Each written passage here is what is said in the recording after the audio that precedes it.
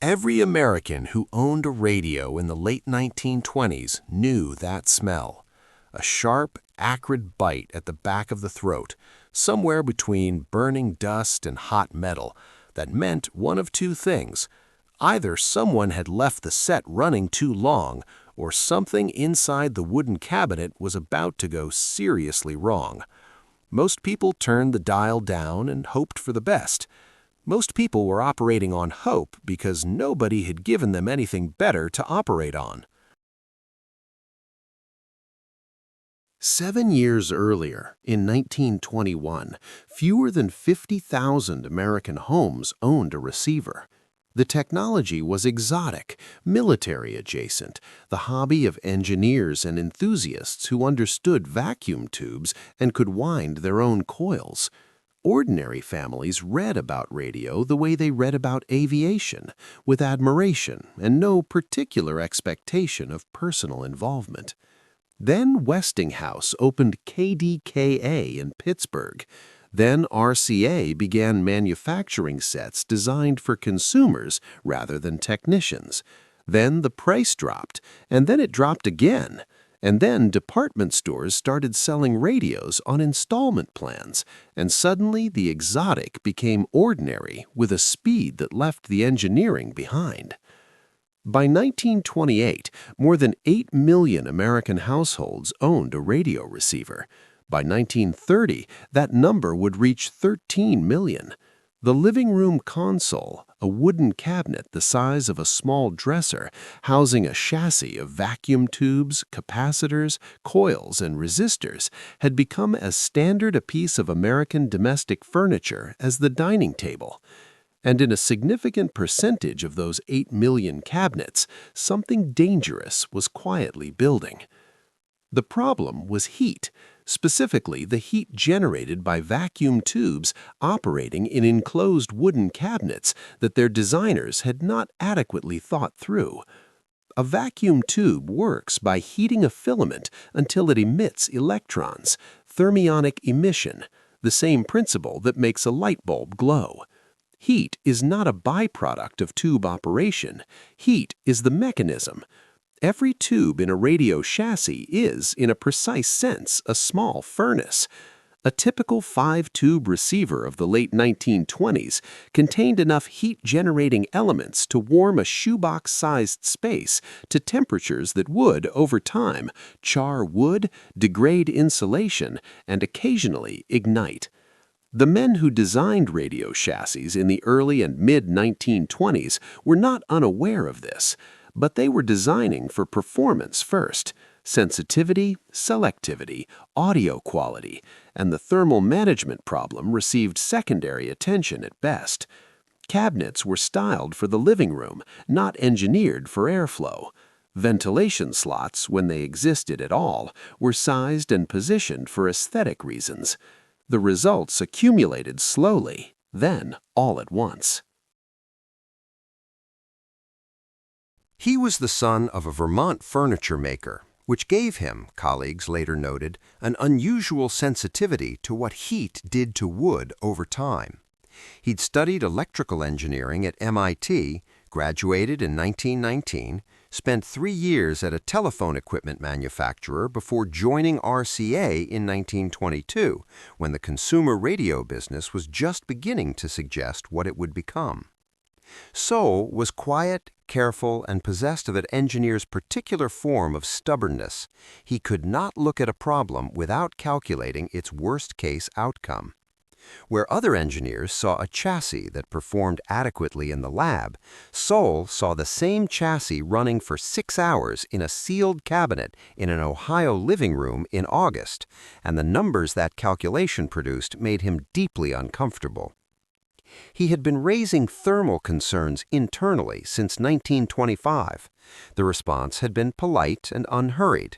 The sets were selling, customers were satisfied, the complaints coming back from the field were about reception quality and dial calibration, not heat.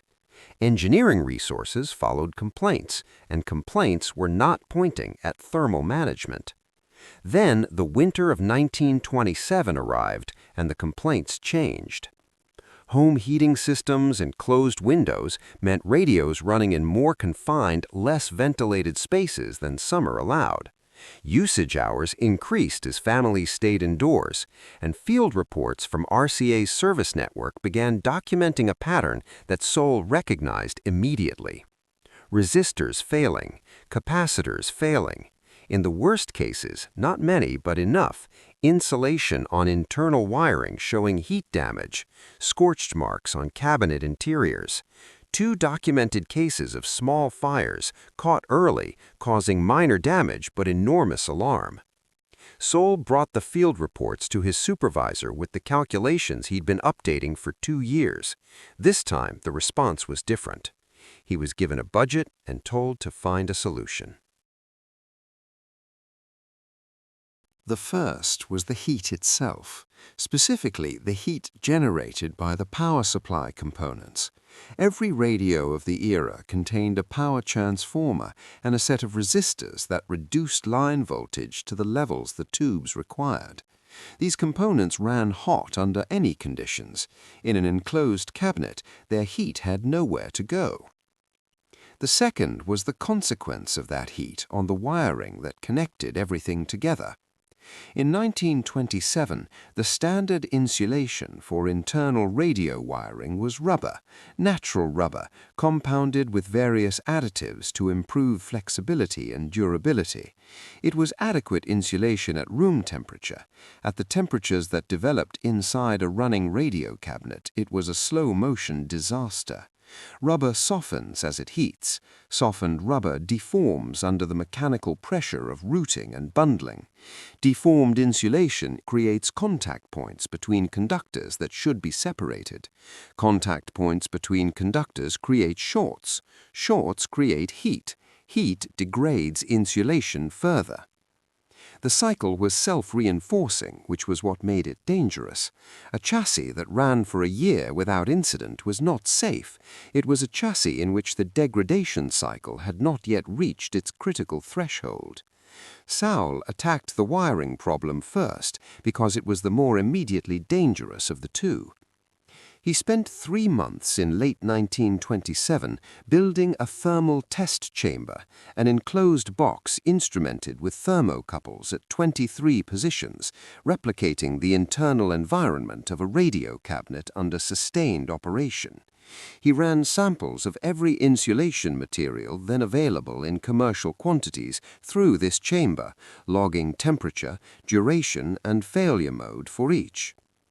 The rubber samples failed at temperatures that Saule's instruments confirmed were routinely reached inside sealed cabinets. Not immediately, the degradation was gradual, but consistently and predictably. Given sufficient time and temperature, rubber insulation in a radio cabinet would fail. The question was what to replace it with. Saul had been corresponding with an engineer at General Electric's wire and cable division named Raymond Birch, who had been working on insulation materials for industrial motor applications, a context where heat resistance was a primary requirement rather than an afterthought. Birch had been experimenting with a fabric-based insulation system, cotton braid, treated with a varnish compound that penetrated the fiber structure and cured to a hard, heat-resistant finish. The resulting insulation was stiffer than rubber, less flexible, harder to work with during assembly. But its thermal performance was in an entirely different category. Saul tested Birch's material in his thermal chamber alongside the rubber samples. The difference was not marginal. At temperatures that turned rubber to a soft, deforming mass, the varnished cotton braid held its geometry. Its insulating properties remained intact. It did not soften, did not deform, did not create the contact points that initiated the failure cascade. The material had a name in industrial applications, varnished cambric. It had been used in transformer windings and motor leads for years. Nobody had thought to apply it to consumer radio wiring because nobody in consumer electronics was thinking about thermal management with the systematic attention it required. Saul thought about it. He ran the numbers, specified the varnish compound, worked with Birch's group to develop a wire gauge range suitable for chassis wiring rather than industrial cable, and brought the specification to RCA's purchasing department in early 1928. The material cost more than rubber-insulated wire, not dramatically more. The premium was measurable in fractions of a cent per foot, but more. And purchasing departments in 1928 operated on the assumption that cheaper was better, unless a compelling technical argument existed for the alternative. Soule made the argument. He brought his thermal chamber data, his failure mode analysis, the field reports from the 1927 winter season, and a calculation that translated the cost of service calls, warranty replacements, and reputational damage from field failures into a number that made the insulation premium look trivial. The argument was accepted. RCA's 1929 model year chassis specifications required varnished cambric wiring throughout. Reducing the heat produced by power supply components meant redesigning those components, which meant accepting performance and cost constraints that the engineering team debated through much of 1928. Soule's position was that the thermal budget of the cabinet had a fixed ceiling, and every component inside it needed to be designed to operate within that budget, rather than assuming the cabinet would somehow accommodate whatever heat was generated.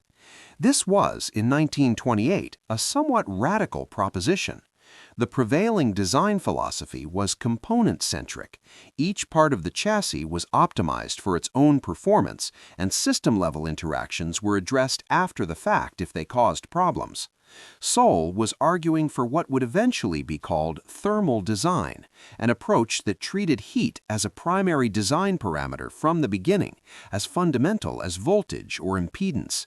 He didn't use that term, the term didn't exist yet, but the practice he was advocating and the calculations he used to support it represented an early articulation of principles that would become standard engineering methodology decades later. The specific solution for the power supply components combined three elements: a redesigned transformer with lower no-load losses, a revised resistor network that distributed heat generation more evenly across the chassis rather than concentrating it near sensitive components, and, critically, a standardized ventilation slot pattern for cabinet design that Soule developed in collaboration with RCA's industrial design group. The ventilation work required careful negotiation.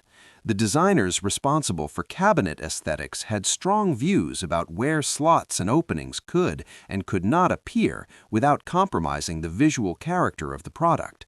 Soule had equally strong views about airflow paths and their thermal consequences. The resulting compromise was neither party's ideal solution, but it was a functional one. Ventilation slots positioned and sized to create a convective airflow path through the chassis, visible only from angles that the consumer would not normally see.